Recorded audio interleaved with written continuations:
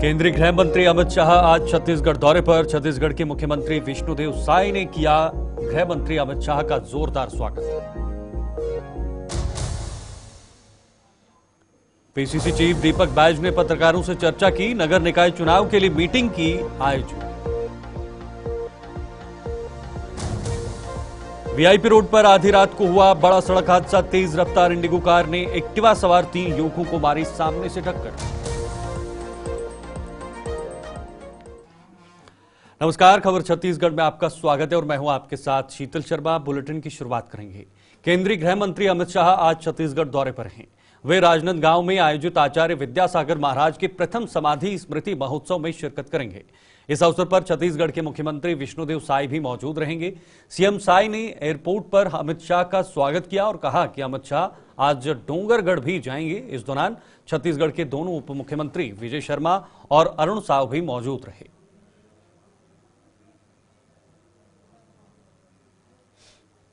आज हमारे देश के यशस्वी गृह मंत्री श्री अमित शाह जी का छत्तीसगढ़ शुभागमन हो रहा है। वो डोंगरगढ़ जाएंगे। वहाँ चंद्रगिरी का जो पवित्र धाम है, जहाँ विद्यासागर जी महाराज राष्ट्रीय संत समाधि लिए, वहाँ पर पूरा उनका एक परिसर बनेगा।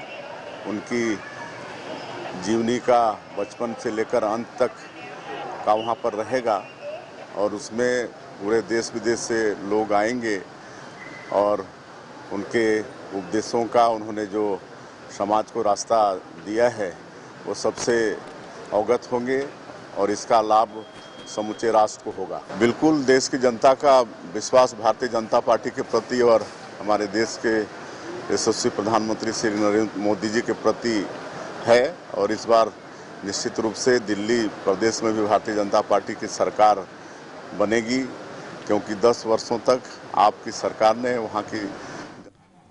छत्तीसगढ़ के जिला मुख्यालय बालोद नगर पालिका चुनाव को लेकर सियासी माहौल गर्म है। उल्लेखनीय है कि पिछले 10 वर्षों से बालोद नगर पालिका में कांग्रेस का शासन रहा है। शर्मा ने जनसभा को संबोधित करते हुए कहा कि केंद्र और राज्य में बीजेपी की सरकार है। अब नगरीय निकाय में भी तीसरी इंजन की सरकार बनाने का समय है।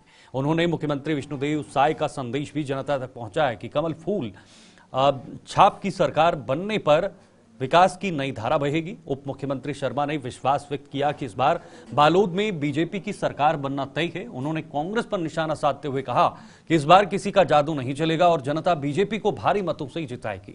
उप मुख्यमंत्री विजय शर्मा ने पालिका में बीजेपी के अध्यक्ष और पार्षद प्रत्याशियों के समर्थन में जनसंपर्क किया है। इस दौरान सैकड़ों की संख्या में बीजेपी कार्यकर्ता भी मौजूद रहे। भारतीय जनता पार्टी के प्रत्याशी सभी नगरीय निकायों में प्रचंड मतों से जीत रहे हैं, बड़ा स्पष्टता दिखता है। और विशेष रूप से बालोद में मैंने उत्साह जो देखा है आज, मुझे बहुत स्पष्टता के साथ ये बात मैं कहना चाहता हूं कि भाजपा में प्रतिभा चौधरी जी कमल के निशान से प्रचंड मतों। बीजेपी का नगरीय निकाय चुनाव को लेकर घोषणा पत्र जारी किया गया है। इस दौरान मुख्य रूप से उप मुख्यमंत्री अरुण साव, शहर विधायक अमर अग्रवाल, जिला विधायक धर्मलाल कौशिक, तख्तपुर विधायक धर्मजीत सिंह, केंद्रीय मंत्री तोखन साहू, बीजेपी प्रदेश उपाध्यक्ष भूपेंद्र सावनी ने घोषणा पत्र को अटल विश्वास पात्र के नाम से जारी किया। इस दौरान उप मुख्यमंत्री अरुण साव ने 25 मुख्य घोषणा को पढ़ के पत्रकारों को भी जानकारी दी है।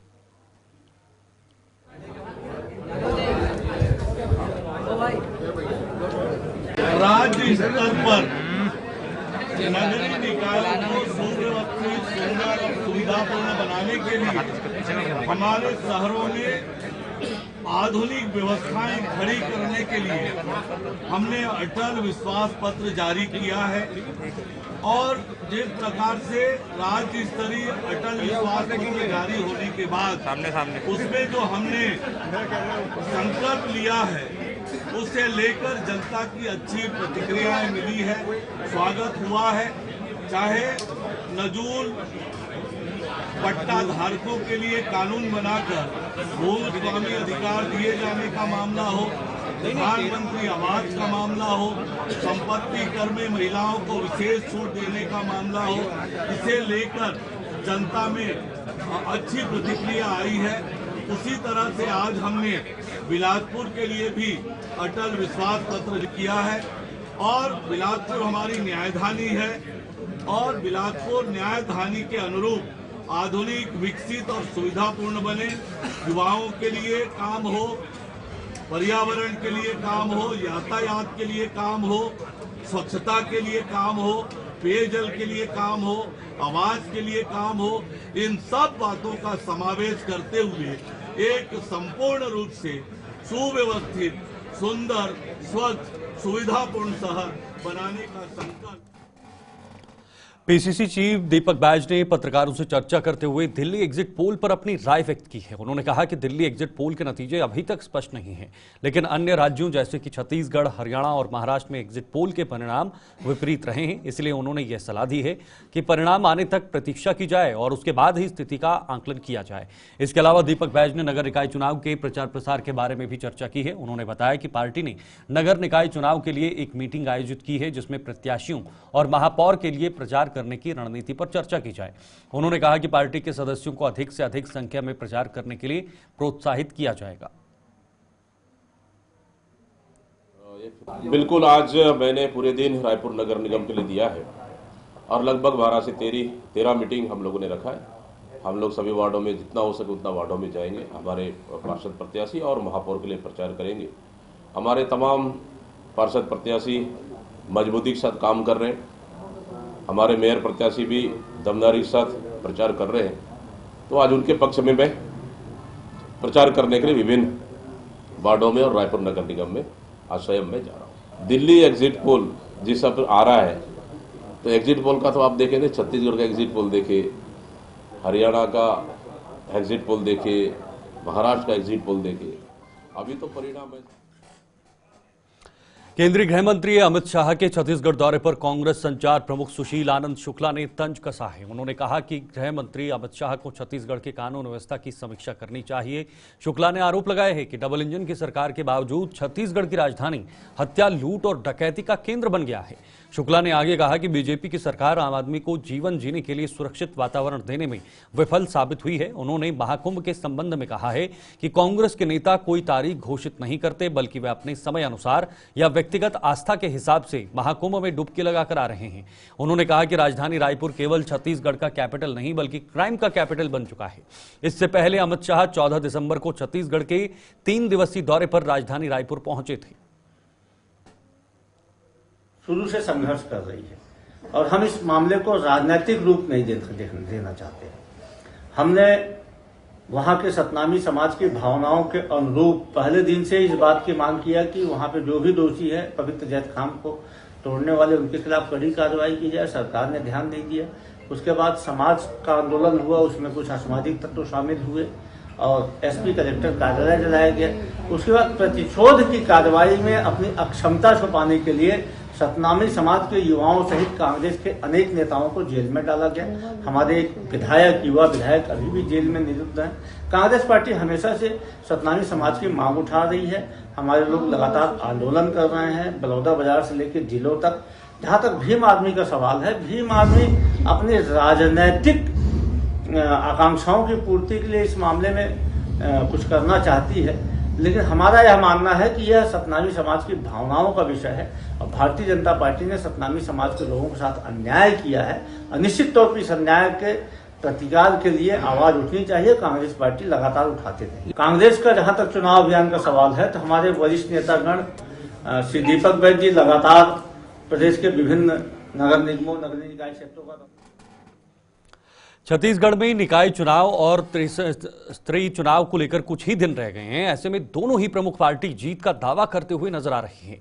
इसके साथ ही आरोप प्रत्यारोप का दौर भी जोर पकड़ रहा है। केंद्रीय राज्य मंत्री तोखन साहू ने आज एयरपोर्ट में मीडिया से चर्चा में कहा कि भारतीय जनता पार्टी को हर चुनाव में जनता का साथ मिला है। आगामी चुनाव में जीत का दावा करते हुए उन्होंने कहा कि निकाय चुनाव और त्रिस्तरीय चुनाव में भी बीजेपी के उम्मीदवार ही जीत कर आएंगे। इसके पीछे एक ही कारण है कि भारतीय जनता पार्टी जो कहती है वो करती है। कांग्रेस पर निशाना साधते हुए उन्होंने कांग्रेस पार्टी को भ्रष्टाचार की पार्टी बताया और कहा कि कांग्रेस पार्टी एक दूसरे का नेतृत्व कभी स्वीकार नहीं करती। ये सब भ्रष्टाचार में डूबे हुए हैं, इसलिए जनता इनके ऊपर कभी विश्वास नहीं करने वाली है। कांग्रेस पार्टी मतलब भ्रष्टाचार की पार्टी। कांग्रेस पार्टी एक दूसरे का नेतृत्व कभी स्वीकार करते नहीं। ये एक साथ बैठ जाए तो एक दूसरे का चेहरे देखते नहीं। तो चाहे वो किसी को बना ले, सब तो भ्रष्टाचार में डूबे हुए लोग हैं, इसलिए जनता कभी इनके ऊपर विश्वास करने वाली नहीं है। सभी निकायों में आप देखिएगा, विधानसभा के चुनाव में भी प्रदेश की जनता का आशीर्वाद मिला, लोकसभा में भी मिला, निकायों के चुनाव में भी और त्रिस्तरीय ग्राम पंचायतों में भी भारतीय जनता पार्टी के हमारे उम्मीदवार ही जीत करके आएंगे। उसके पीछे कारण सिर्फ एक है कि भारतीय जनता पार्टी जो कहती है वो करती है। हमने कहा कि हम धारा 370 समाप्त करेंगे तो हमने किया। हमने कहा कि राम मंदिर बनाएंगे तो राम मंदिर बना। हमने कहा कि किसानों का धान 31 रुपये में खरीदेंगे तो हमने खरीदा। हमने कहा कि हम पिछले 2 साल का बोनस राशि देंगे तो हमने दिया। हमने कहा कि महतारी बंधन देंगे तो हमने दिया। हम वो पार्टी नहीं है जो गंगा जल को लेकर के कस्में खाए और झूठ बोलने वाली पार्टी भारतीय जनता पार्टी नहीं है। छत्तीसगढ़ के बालोद जिला में क्षेत्र के कद्दावर नेता यज्ञ दत्त शर्मा ने बीजेपी जिला कार्यालय जुंगेरा में प्रेस वार्ता कर नगरीय निकाय चुनाव के लिए 20 बिंदुओं के घोषणा पत्र जारी किया है। घोषणा पत्र को बीजेपी ने अटल विश्वास पत्र का नाम दिया है। शर्मा ने आगे कहा कि हमने 1 वर्ष पूर्व विधानसभा चुनाव के दौरान मोदी की गारंटी वाला घोषणा पत्र जारी किया था। इसमें प्रमुख विषयों को 1 वर्ष में ही पूरा कर दिया गया है और अब यह घोषणा पत्र अटल जी की 100वीं जयंती और अटल निर्माण वर्ष के अवसर पर उनके योगदान और राष्ट्र निर्माण के दृष्टिकोण को सम्मानित करते हुए समर्पित किया गया है। कांग्रेस सरकार पर हमला बोलते हुए कहा कि पिछले 5 वर्षों से किए गए वादे अधूरे ही रह गए। बीजेपी ने जनता से किया भरोसे का वादा। बीजेपी ने अपने अटल विश्वास पत्र में जनता से तेज विकास, महिलाओं का सशक्तिकरण, युवाओं के लिए रोजगार और गरीबों को आवास देने का संकल्प लिया है। पार्टी का दावा है कि कमल फूल की सरकार आने पर नगर के स्वर्णागीण विकास को प्राथमिकता मिलने वाली है। नगरीय निकाय को लेकर छत्तीसगढ़ में भारतीय जनता पार्टी ने अपना अटल विश्वास पत्र जो घोषणा पत्र जारी किया है, उसमें सभी विषयों पर और पूरे जनता के भावनाओं को लेकर जो उन्होंने एक निश्चित रूप से छत्तीसगढ़ की जनता के नगरीय निकाय के लोगों के लिए कार्यक्रम बनाए हैं। जितने भी विषय हैं उसमें ऐसा कोई विषय नहीं है जिसमें भारतीय जनता पार्टी के लोगों ने आप लोगों के साथ मिलकर विचार न किया हो और जनता की भावनाओं के अनुरूप ही वो घोषणा पत्र है। और मुझे लगता है कि उसके लिए उसको सरकार जो है हम लोगों के माध्यम से अमली जामा पहनाएगी और मुझे विश्वास है कि इस घोषणा पत्र से छत्तीसगढ़ की जनता में खुशहाली और तरक्की जरूर आएगी। छत्तीसगढ़ में विष्णुदेव सरकार, विष्णुदेव साय जी के नेतृत्व में भारतीय जनता पार्टी की सरकार है। इस सरकार ने पहले भी जो कहा था वो किया है और अभी भी हमने अटल जी के नाम पर कोई विश्वास पत्र और संकल्प लिया है। तो आप ये मान के चलिए कि जो कुछ कल्पना हमारे मुख्यमंत्री जी ने हमारी पार्टी ने की है, हम उसको जल्दी धरातल पर उतारेंगे और हमारा भरोसा है कि जो संकल्प पार्टी ने हम सब लोगों के माध्यम से आप लोगों। इधर रायपुर के वीआईपी रोड पर आधी रात को एक भीषण सड़क हादसा हुआ। तेज रफ्तार से आ रही एक टाटा इंडिगो कार ने एक्टिवा सवार 3 युवकों को सामने से टक्कर मारी, जिससे तीनों गंभीर रूप से घायल हुए। घायल युवकों को मेकाहारा में भर्ती कराया गया है। पुलिस के अनुसार कार में एक युवक और एक रशियन युवती सवार थे जो दोनों नशे में धुत थे। कार चला रहे युवक का पेशा वकील होने की जानकारी मिली है। प्रत्यक्षदर्शियों ने बताया है कि हादसे के समय रशियन युवती कार चालक की गोद में बैठी थी। मौके पर रशियन युवती ने जमकर हंगामा किया और पुलिसकर्मियों से झूमा झटकी भी की। हंगामे का वीडियो भी सामने आया है। पुलिस ने आरोपी युवक और रशियन युवती को हिरासत में ले लिया है।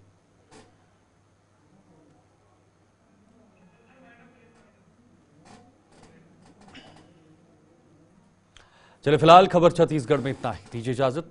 नमस्कार।